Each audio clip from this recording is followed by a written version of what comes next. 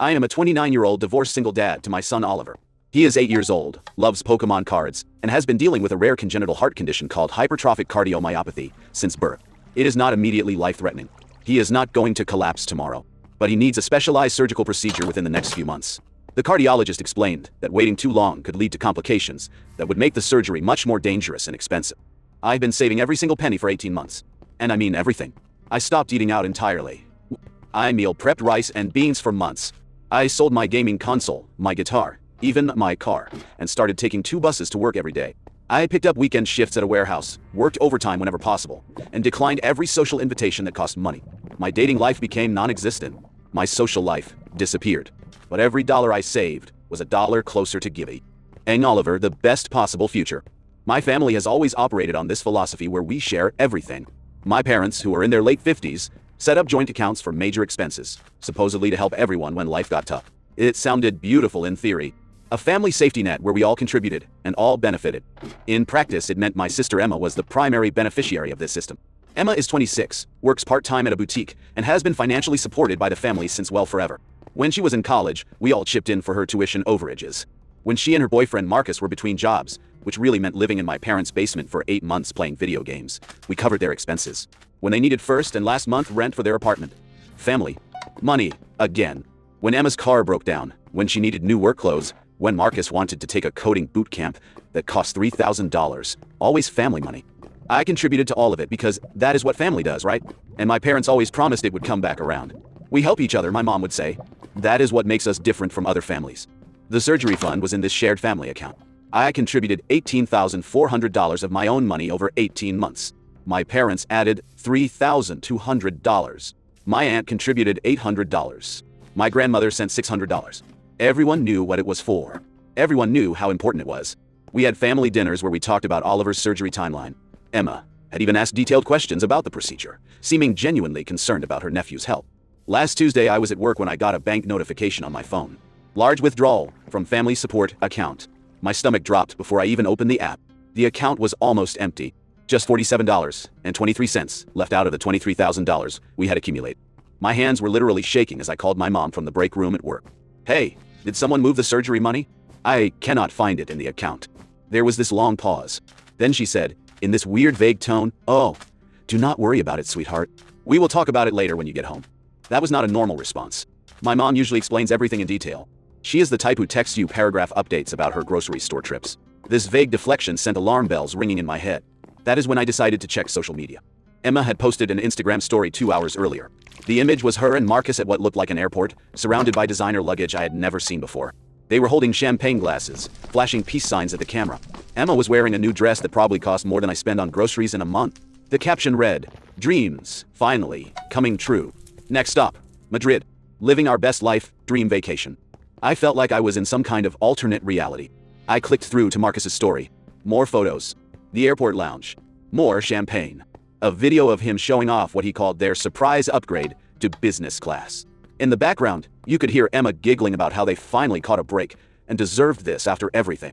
I immediately called my dad. Straight to voicemail. I texted Emma directly. Hey, did you take money from the surgery account? I cannot reach mom and dad and the account is empty. The message showed as read within minutes. No response. I kept scrolling through their stories, watching my son's surgery money fund their European vacation in real time. Videos of them boarding the plane.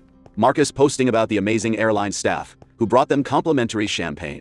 Emma tagging luxury hotels in Madrid and Barcelona. Sale. They were living like celebrities with money, meant to fix my son's heart. When I got home that evening, I tried calling my mom again. This time she answered, but she sounded tired and annoyed, like I was bothering her with trivial concerns. Mom, I need to know what happened to Oliver's surgery money. The account is empty, and Emma is posting vacation photos from Spain. She sighed heavily. Kyle, it is not just your money. It is family money. Emma has been through a really tough time lately. She and Marcus have been working so hard, and they have never had a real vacation together. She needed this. She deserves some happiness too. I sat there in stunned silence. Mom, that money was for Oliver's heart surgery. You know that. We all agreed that is what it was for. We will figure something out for Oliver. He is a strong boy. He can wait a few more months while we rebuild the fund. But Emma needed this trip now.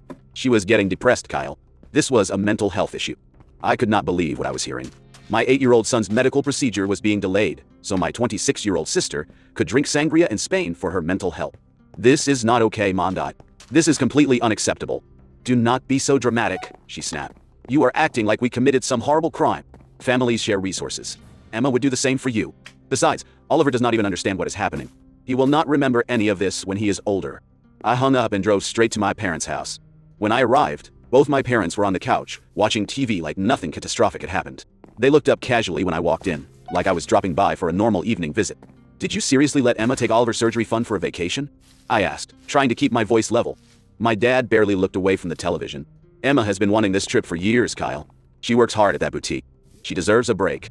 Oliver is strong. He can wait a few more months. We will figure something out. Maybe we can set up a payment plan with the hospital. My mom stood up and got in my face. Do not be so dramatic. You are acting like we committed some heinous crime. Family shares everything. You have known this since you were a child. When you needed help with your divorce lawyer fees, who helped you? When you could not afford your security deposit for your apartment, who was there? This is how families work. This is not the same thing, I said. This is medical money for a child. This is completely different from helping with rent or a lawyer. Money is money, she replied. And Emma needed this trip for her mental health. Well, she has been struggling, Kyle. She deserves happiness too. That is when Emma called using video chat from what looked like a fancy restaurant in Madrid. The connection was spotty, but I could see her clearly. She was obviously drunk, waving a wine glass around, laughing at something Marcus was saying off camera. When she saw my face on their phone screen, her expression changed. Oh, hey, Kyle, she said, slurring slightly.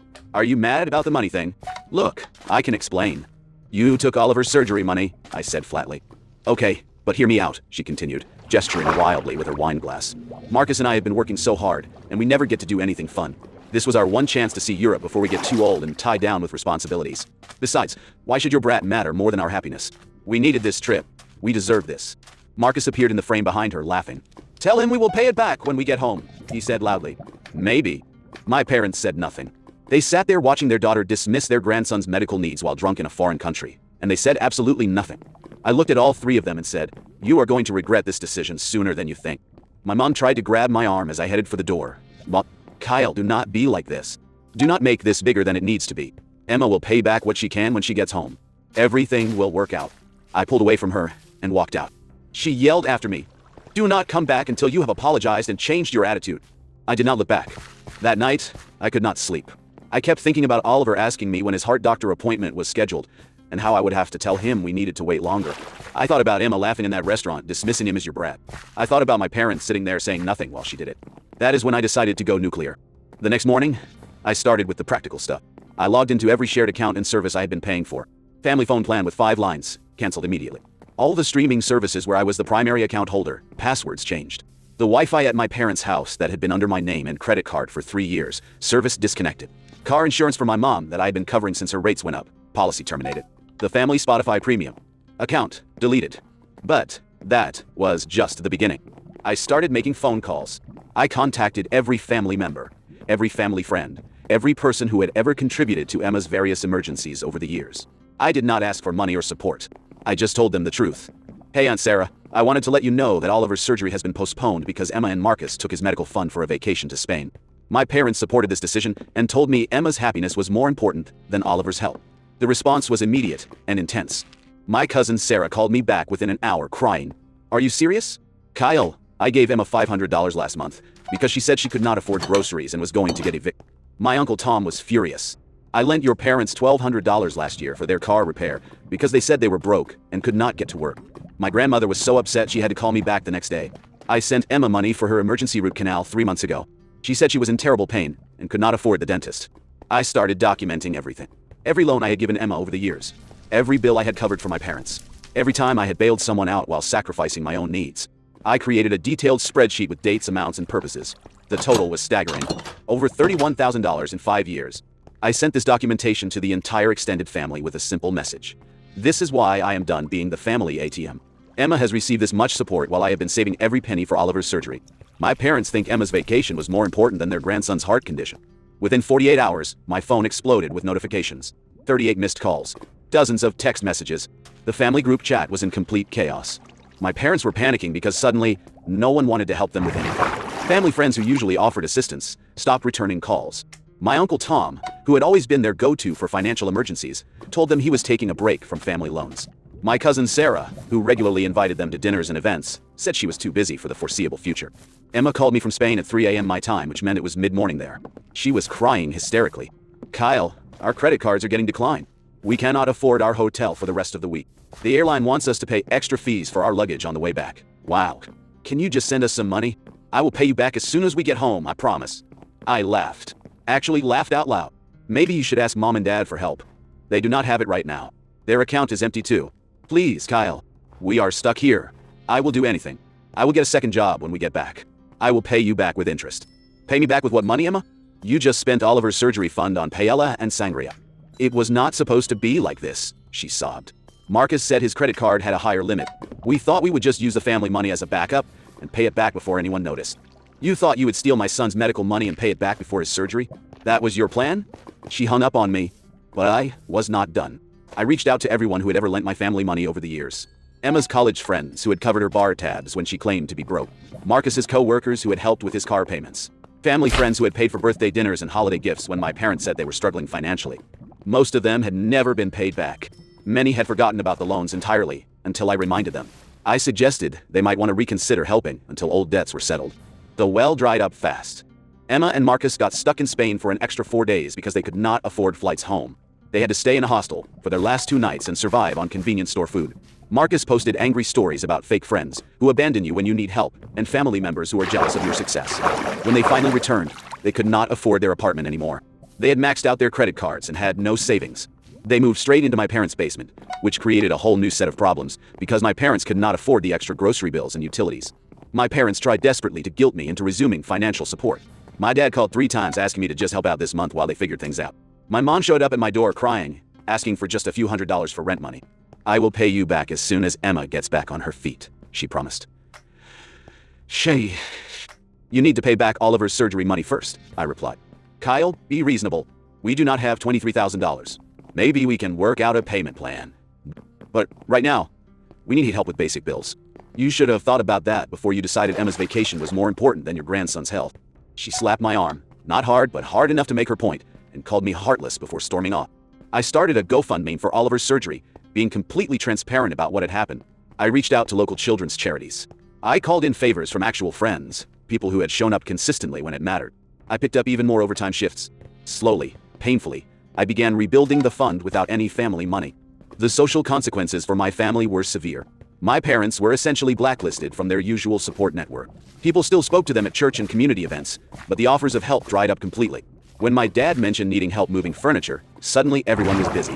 When my mom hinted about struggling with grocery bills, conversations changed topics quickly. Emma moved 2 towns over because she could not handle running into people who knew what had happened. She got a job at a different boutique, but had to take the bus because they could not afford car payments anymore. Marcus broke up with her 6 weeks after they got back, blaming her family drama for ruining his life and credit score. Emma tried reaching out to old friends for support, but word had spread. Her college roommate told her bluntly, "I lent you money 3 times last year, Emma. You never paid any of it back, and now I find out you stole from your nephew. I cannot help you anymore." Marcus sent me increasingly angry text messages, blaming me for destroying their relationship and ruining their lives over money. His final message was particularly vindictive. "You are just jealous that your sister knows how to live life while you are stuck, being a boring single dad. Oliver will resent you for keeping him from his family." I blocked him after that. 6 weeks later, I have not spoken to any of them. Oliver asks sometimes why Grandma and Grandpa do not come around anymore, and why Aunt Emma does not visit. I tell him we are doing our own thing now, focusing on just us. He seems fine with it. Kids are more resilient than adults give them credit for. But here is what is eating at me. Here is why I am lying awake at night, questioning everything. My extended family is completely split on this situation. Half of them think I did exactly what I needed to do, that I finally stood up for myself and my son, after years of being taken advantage of. My cousin Sarah calls me weekly to check on Oliver and says she is proud of me for setting boundaries. But the other half thinks I am a vindictive asshole who destroyed family relationships over money. My Aunt Linda keeps calling, trying to play peacemaker.